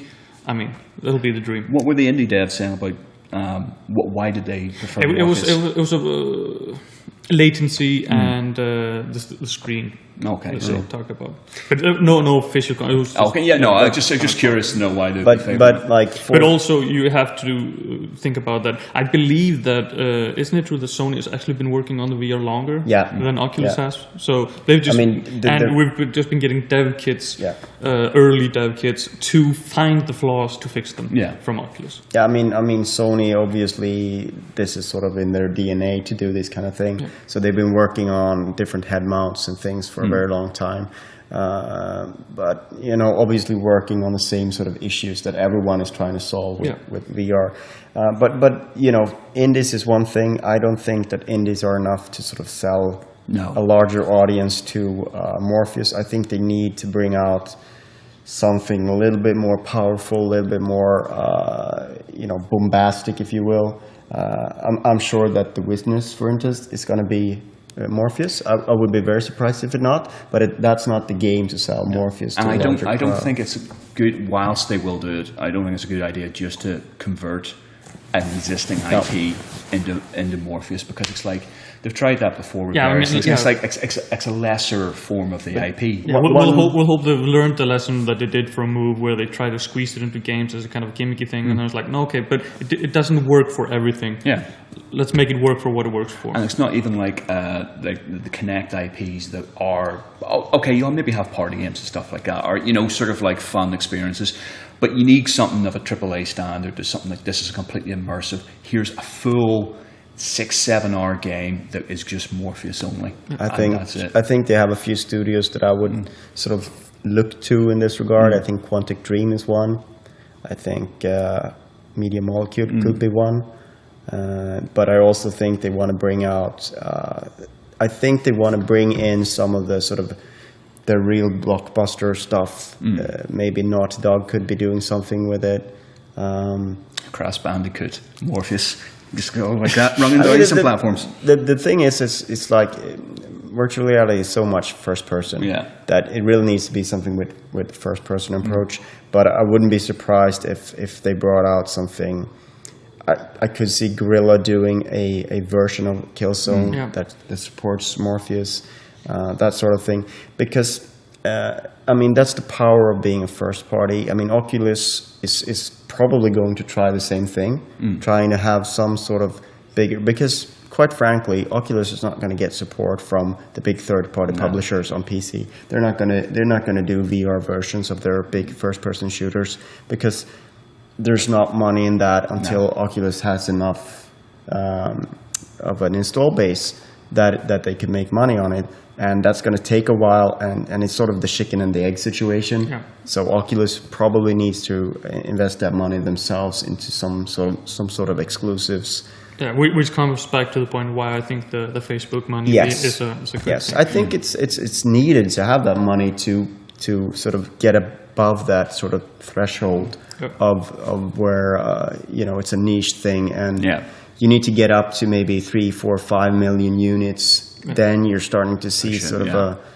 Do you know but I think maybe we've gotten a little bit too far into the future.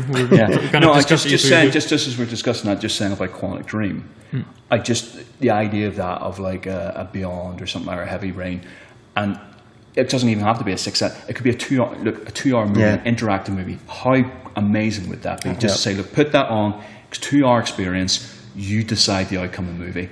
Phenomenal. That would sell it more than anything. I'm actually just thinking about getting goosebumps. But yes, we are thinking way. We're talking about E3 2018. But we started this with me saying the two things that I absolutely want to get my hands on. Yeah. So, Bengt, what are the two things that you're putting me on the spot. Oh, man. I've already mentioned Assassin's Creed Unity as one of those things that I'm really looking forward to seeing more of. And... But so let's not talk about that. Far Cry 4 is something that I'm extremely excited about. I know it's going to be here. I really loved Far Cry 3. I think the new setting is both makes me think, how is that going to change the formula? Because it's the elevation in a mountainous region is going to change how you play the game, and the fact that it's not on islands is also going to change how you play the game. But the basics are going to be there. It's going to be a new story, hopefully a little bit better this time around. I'm very excited to see that. Let's hope they can keep going full steam through the entire game instead of kind of petering out around towards the 2/3 mark. Yeah, which is always a problem when you have that sort of concept where you unlock things and it's the story gets a little bit too long, really, for what kind of story it is. I'm excited about that. I'm very excited about. I'm excited to see what Morpheus, like how they reveal it publicly, because we've only seen like prototypes and that stuff. I want to see what's really in store for it, and how much, perhaps even more important, how much time Sony spent on it, how much they highlight it at the press conference, because that's really going to be an indication their of statements. Like how much do they do that? Now, equally, we don't know. I mean, Microsoft could pull out something similar. We have heard reports that they are working on it, and it wouldn't surprise me.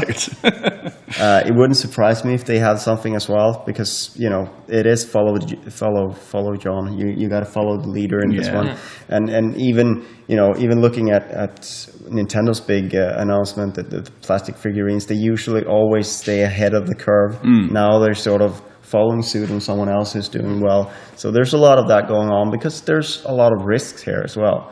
You don't want to be left behind. So that is probably the reason why Microsoft would want to have something in that space as well. Although what came first, the Wii U pad with the built-in functionality, or Skylanders with the I think Skylanders came out a year before, maybe, or what? Yeah, I think Skylanders came. I mean, they had the functionality. I think that's probably technology they've been working on for way longer than that. I'm just wondering why they've waited so long to actually implement it properly, if they in fact are going to be properly implemented now. I mean, obviously that this is something they have had in mind for many years because they've been talking about this approach to characters and stuff. So, you know, I think it's sort of independent, but obviously, I think that the concept for Skylanders was probably there well before Nintendo ever thought of it. But that's, you know. But I've been saying this for a while now, but if they make a Pokemon MMO on the Wii U with figurines that you buy in mystery packs. Yeah. Money rain. Yeah. Cascade, man. Yeah. No. And there's no way to not make that pay to win, though. That's the problem. How can it not be pay to win? Yeah. Sorry about that noise. I think our sprinklers are turning on.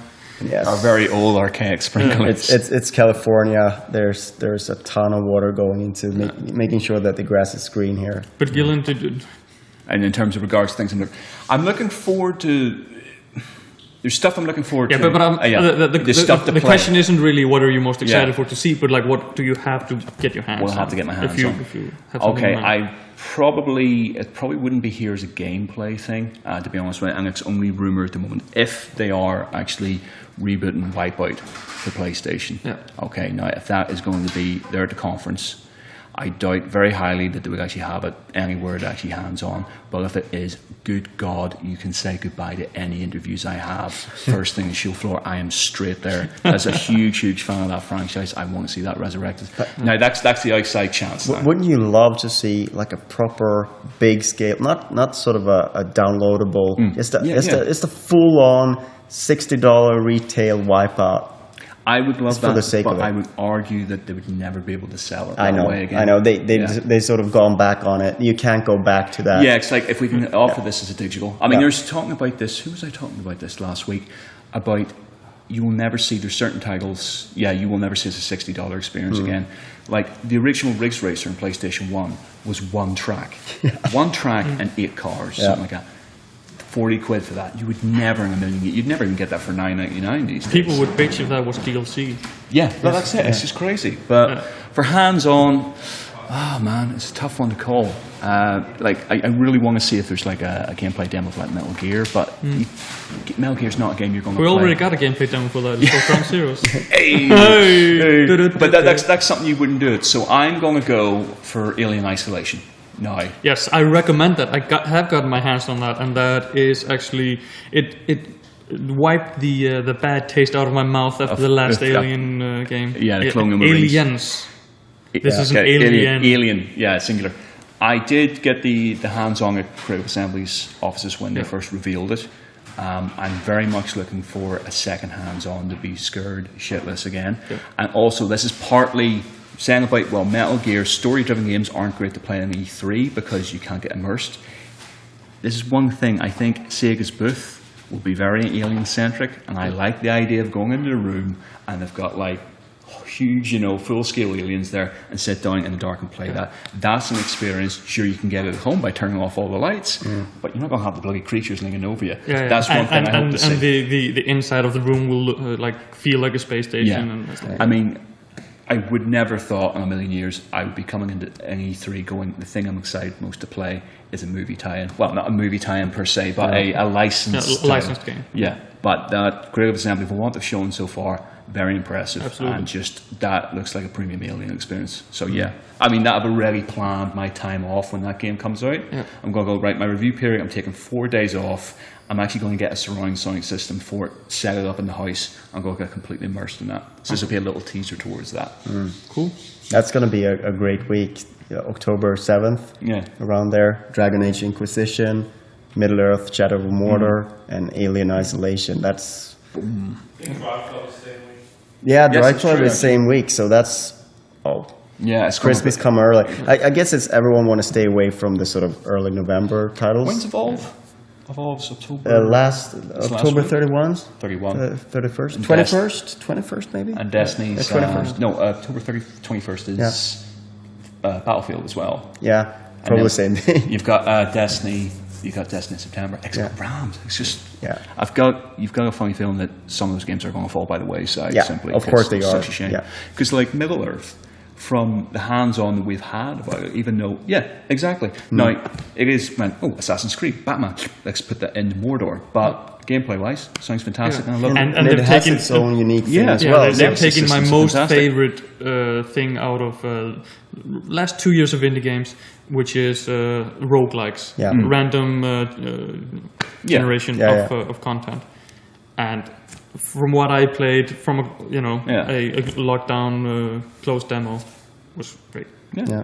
And that's a surprise. Again, same thing. I mean, you expect the Lord of the Rings games to be really decent because obviously the business IP and everything like that, but nothing really beyond sort of bog standard gameplay mechanics. And this is actually rolling in some new unique features for this particular genre space. So. And it's one of those things where it's such an ambitious game that you'd be a little bit like, this isn't really what Monolith have been doing in the past. So that sort of gets you a little bit like, will they really be able to pull it off? But positive words right now for it, and I wouldn't mind if it was simply Assassin's Creed Mordor. That would be good enough for me. But if it's something more as well. Yeah. Well, this is the argument I have with Watch Dogs. That was I genuinely think Watch Dogs is a great, very solid game, and it's a good start for a new IP. But it is, I said in the review, it is Ubisoft's greatest hits because they've literally went around their different studios and went, right, you're great at that, you're great at that. Let's take these, stick them in. So you've got great handling that sort of reminds you of Driver and the Crew.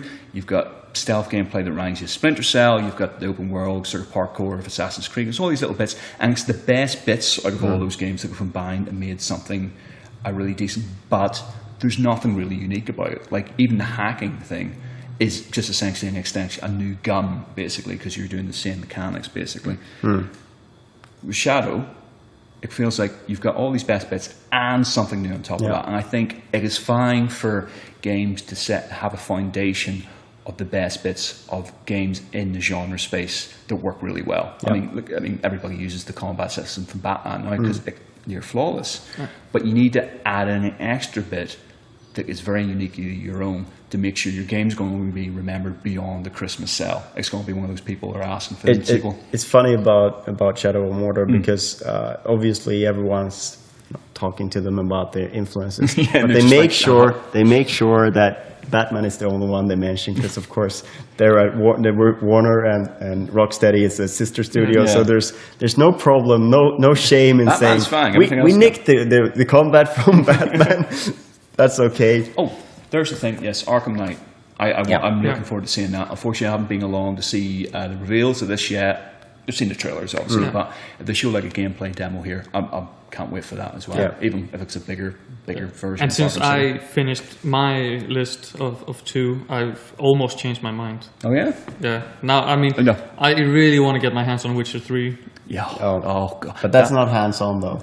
It's not hands-on here? Well, forget that then. But that same with Metal Gear, it's a game I actually wouldn't want to do like a half-hour gameplay slice off. That's another game it's a 4 to 5 minute demo with them, something like that, we're going to get to see. I remember last year's was just amazing, so I'm sure that this one will be as well.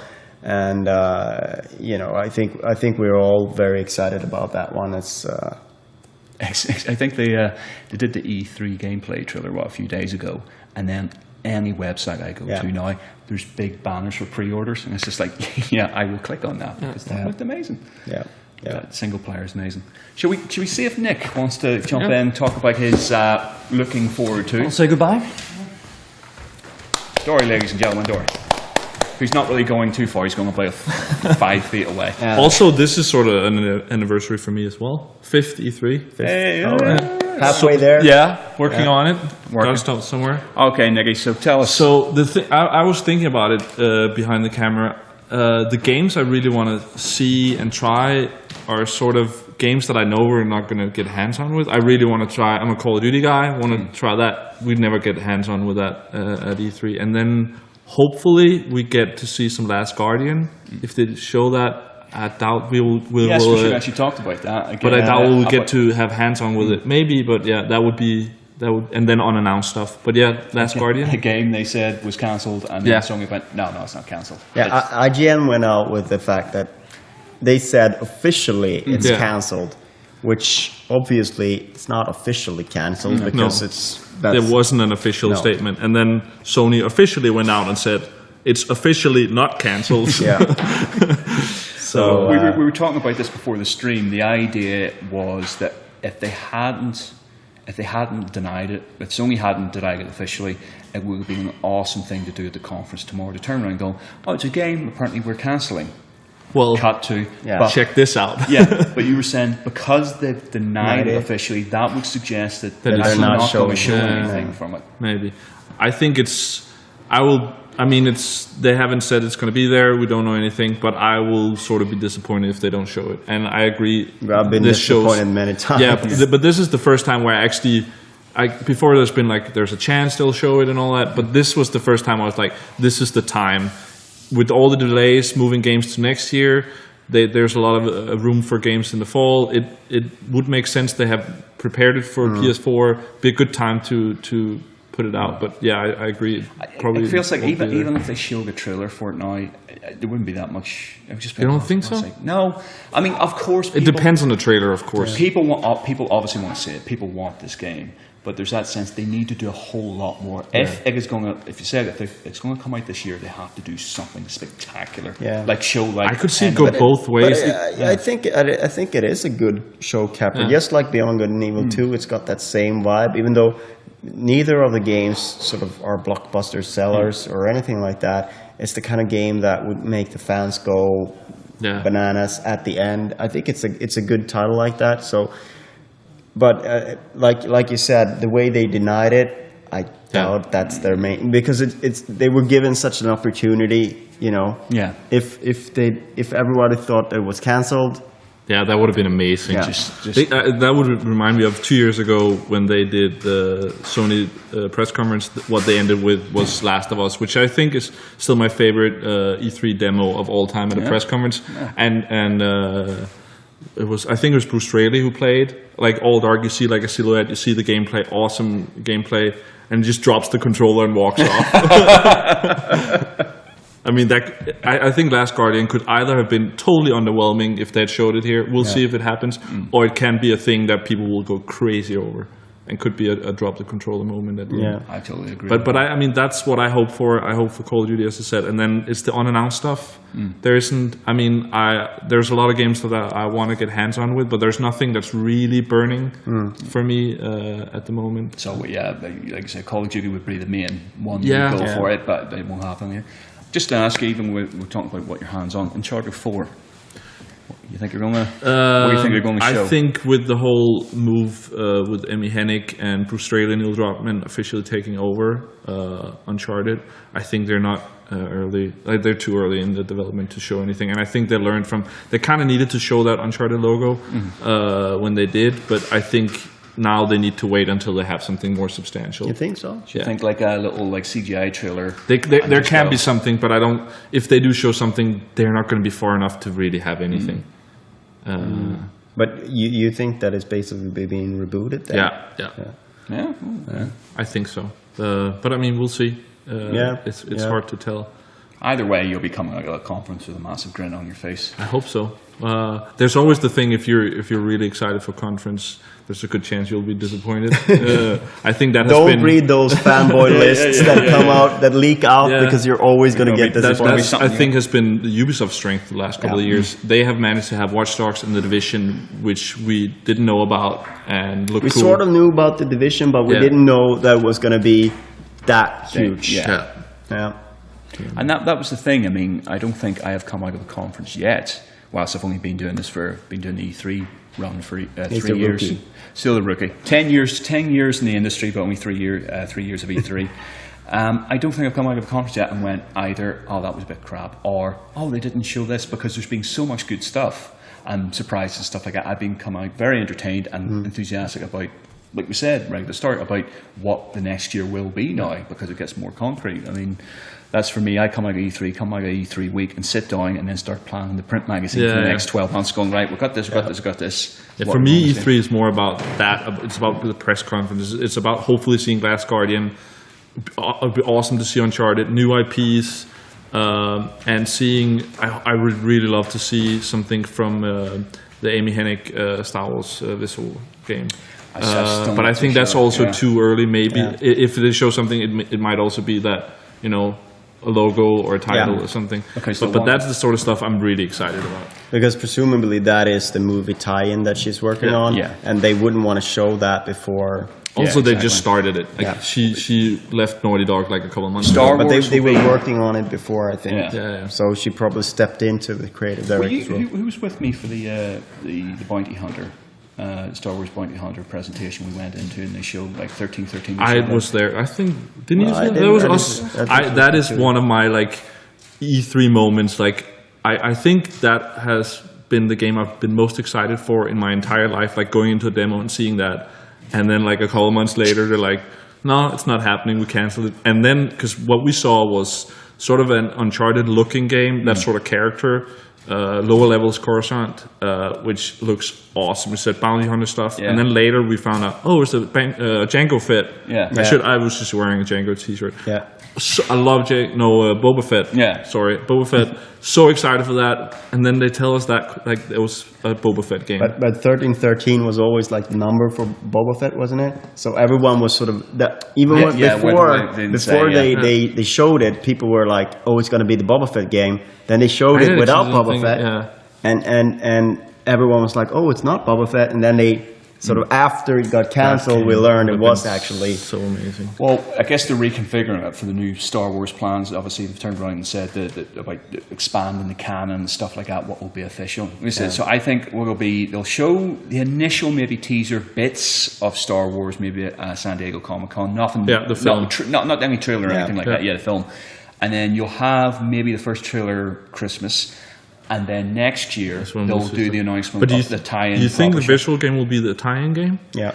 What I'm thinking is, if they're going to do like these individual standalone Star Wars films between the trilogy, they might just take it as, here's another story. So they're not going to tie it in with a specific That's what game. I think. I don't think it's going to be what we... No, it's not going to be episode 7, the official game. But it's going to be something that ties in with one of the characters. They want to establish that brand as, look, here's one other corner of the Star Wars universe. This is where you get the real story by the game. Because Battlefront is obviously going to be the sort of multiplayer, fun, sort of not really story-driven... And DICE is going to handle that. Visceral is going to handle one thing. Is there another studio that's tied to this? BioWare is doing, obviously, the Old Republic, but... I think that's it for now. I think so. I could also see... they probably have more. Yeah, there's probably something else in the works as well. And we don't know if there's going to be any racing scenes or anything like that in the new movie. New pod racing game would be awesome. Yeah, but I don't think there's a market for that. Maybe I think they should. I mean, can you imagine VR? Oh yeah, that's actually I would love to try the Morpheus as well. I'm not a big VR guy, but it's like I sort of want to try that as well. No, definitely.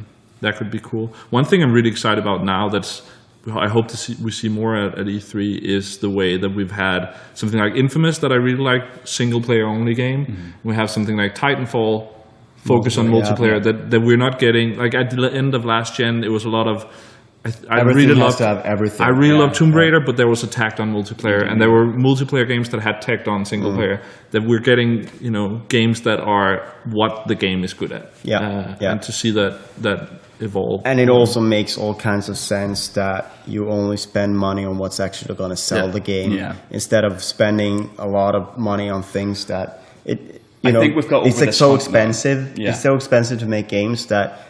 It's just a shame if you make something that's not even going to get. But I think we've got over this hump now where for a few years people thought, right, we have to have a multiplayer aspect. We have to have a wave-based co-op. We have to have a multiplayer. Season pass. Yeah. It's just like all this stuff. It's like, it's not, I mean, season passes, I always have that issue with them that unless it's like, but even the big developers, it's like, we're paying money up front for stuff we don't know what we're not getting. We're getting a promise, and whether you deliver. I rarely buy that. So many times DLC is underwhelming that it's not something that I'm really excited about.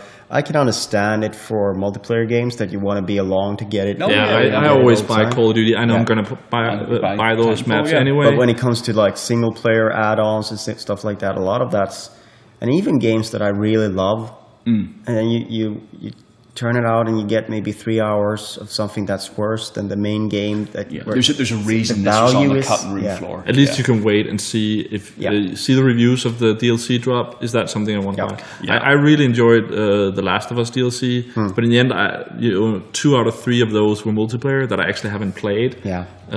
I should because it's fun, but in the end, it might have been worth just buying the single player DLC. But that's it. We're over that hump now. Focus on multiplayer game. Focus like Evolve. But I actually think Last of Us multiplayer is one that's kind of overlooked. Really, really cool. Both the game and the whole meta game in multiplayer. But that's also like a team that's actually, it's not a single player only team. They worked on a lot of multiplayer before that. And Uncharted had good multiplayer. They had it down before. It's different when it's like a team that's not really at all focused. And it's like a whole different studio doing the multiplayer. And someone else doing something, and it just doesn't come together the same. So there are different ways of doing that, but I think you have to recognize Naughty Dog as a studio that has both single player and a multiplayer team, and they're both good. Well, this is why, I hope, though, I think it's a very outside chance, if they would show a new Tomb Raider game at this at the conference somewhere in there, the Tomb Raider 2 will not have multiplayer. It will just be like, look, we're going to expand the world, because we're foundations from the reboot, expand the world, single player, good single player experience. It's like Witcher 3, Dragon Age. It's good to have great 40-hour single player, even 10 hours. It's just great. You get immersed in that.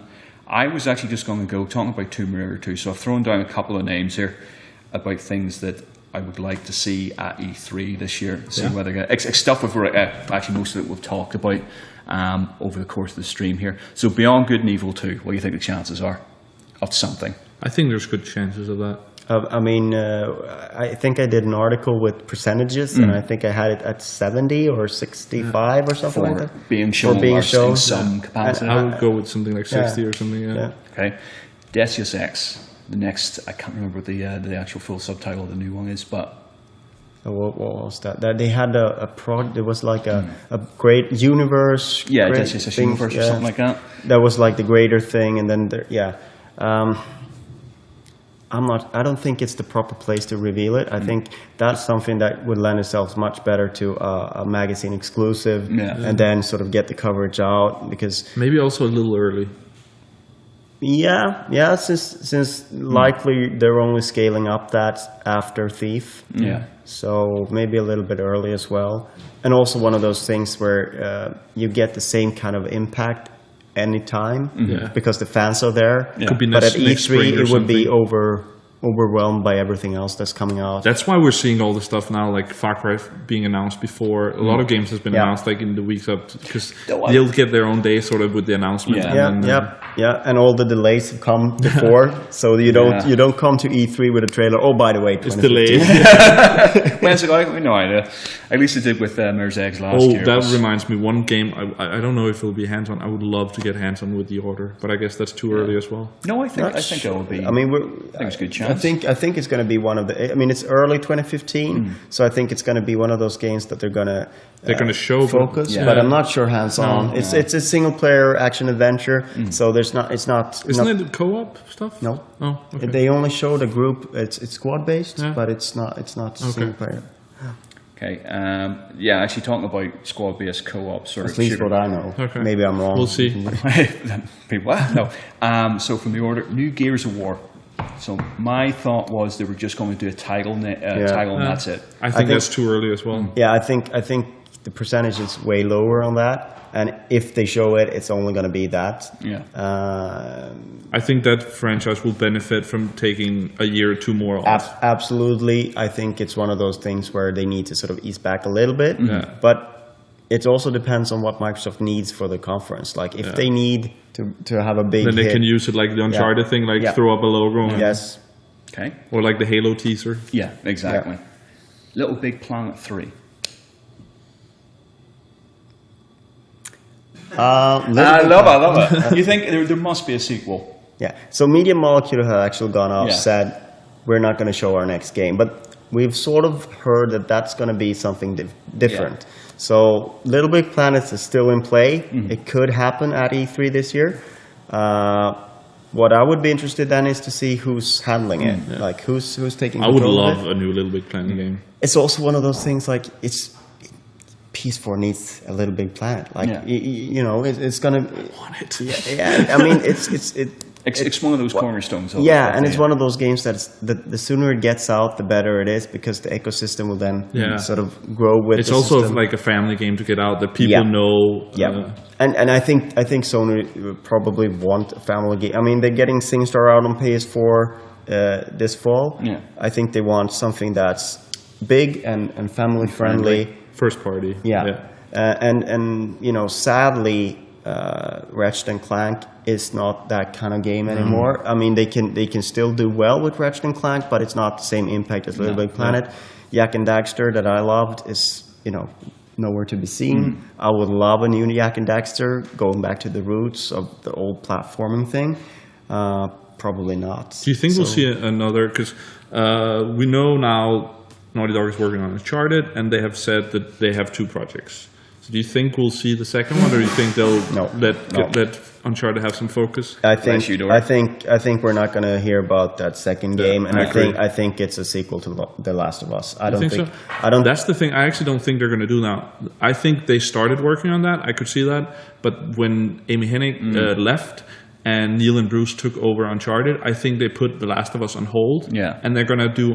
So Neil and Bruce are going to do Uncharted, and then when they're done with that, they're going to do Last of Us. So I think it's a totally new IP. I think they could... The way that will work, I imagine they're going to do Uncharted and then Last of Us. That's the way they'll get Uncharted out of the way, because they don't actually need to do a sequel for a while. Yeah. I mean, obviously we'll have that let's get another one, especially with it coming out on PS4. Yeah.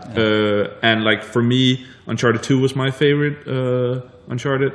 That was Neil and Bruce, so them doing Uncharted as well. But what I think is yes, they have 2 teams, but I think maybe the creative leadership can be shared. That's true. And I also think they have said they have 2 projects. Yeah, and I also think that we're talking about it as if there's going to be twice as many games from Naughty Dog. I think the pace of it is going to be slow. So it's not like we're going to see 2 games within the next 2 years. No. It's within the next 4 years maybe, and then in 2 years maybe we'll see, or a year and a half maybe. Maybe instead of it being 2 games in 4 years, it'll be 2 games in 3 years or something like that. At best. At best. We're also talking about new gen. Yeah. So and they have done the port of The Last of Us to PS4. Yeah. Got those. The rest of them, most of them we've actually covered during the course of this stream. I'm going to talk about Wipeout again, because I love Wipeout. So what do you guys think about Wipeout, eh? Who would you want to see doing it? This is the thing.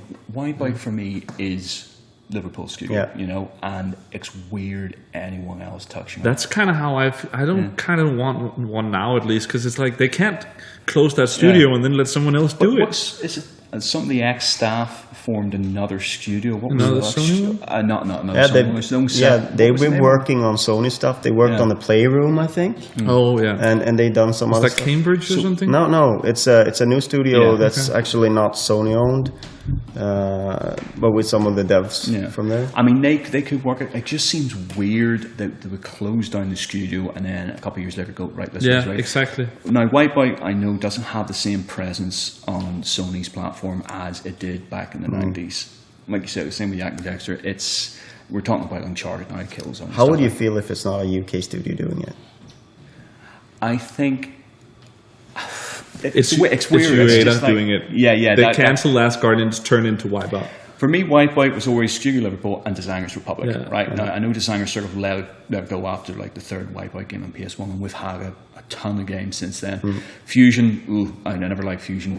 Pure and Fury were great. 2048 were great, and that didn't really have as much of a Designers Republic influence, but I like the idea of this being like a high concept art thing as much of a racing game. It makes sense to have out early on the platform. Yeah, I think it would do them no harm to have a Wipeout there, and certainly if we're saying about them just doing digital, even if it was another digital release, $9.99, but full game within that sort of space, it would be great. I would feel really weird about anyone else designing that game, but I'm happy to expect it and see it. I could see someone like Sumo Digital doing it. They're doing Forza. They're doing the Forza Horizon 2 and the Xbox 360. Yeah, and they've done a lot of racing games and a lot of sort of not really that sort of futuristic racing game, but they've sort of they seem to be a shop that a lot of people go to. I tend to think that that's a well-run developer that always hits the milestones, always does what they shall, and always get high-rated games as well. It's never sort of falling below the sort of, never falling off. So I think they're kind of a trusted external partner. They could, I mean, if they really want to wipe out now, that could be a studio to go to. But like you said, it's one of those things like, why would they close down Liverpool and then sort of directly go to someone else? I think it's more a case of they'll close down the studio Liverpool. It'll take a while. They'll build up a new team to handle that, and then that. And if there be more of a want for it. I have two things I actually want to hear your opinion on. One is I've had a bet with Magnus from the Danish Gamereactor since January, I think, where he says Sony Bengt will announce a new Siphon Filter game, and he thinks it'll be at this E3. I heard about that as well, actually. Rumor-wise, Siphon Filter is one of those franchises that they really haven't kept maintained well. So it really needs to be like a crazy reboot of that. I mean, it's one of those things where we don't know anything Bengt is working on, so it could work out that way. And they probably are working on something on PS4, right? Yoshida said every studio is working on something for PS4. So, for me, it's like Siphon Filter. It's almost like, why not do something fresh? Yeah, that's what I'm revisit. Thinking.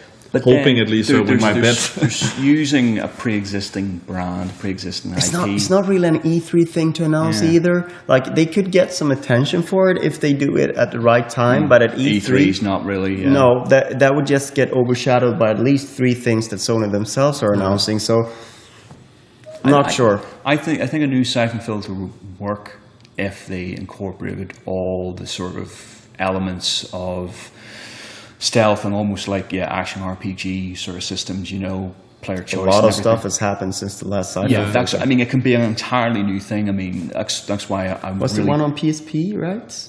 I think so. Yeah.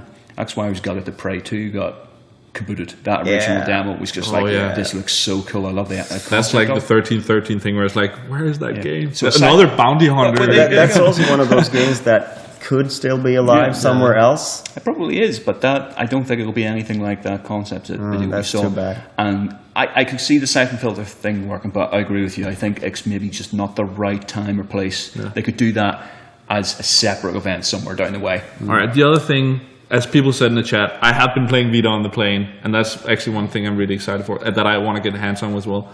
What does Sony have something first party, or is there any interesting stuff on Vita? I think it's great how the Vita has turned into Lego games and that sort of thing, and a lot of indies.